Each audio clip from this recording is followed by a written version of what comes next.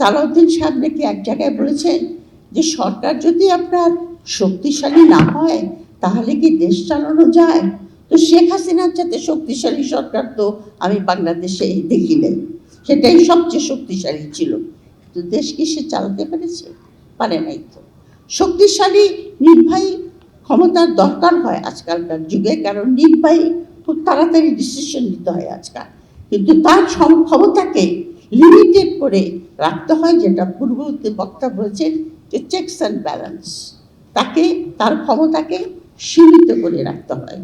এই জিনিসটা আপনার না থাকলে পরে একজন নির্বাহী, যিনি প্রাইম মিনিস্টার, নির্বাহী ব্যক্তি, তিনি আপনার কর্তৃত্ববাদী হয়ে ওঠেন, যেরকম শেখ হাসিনা হয়েছিল।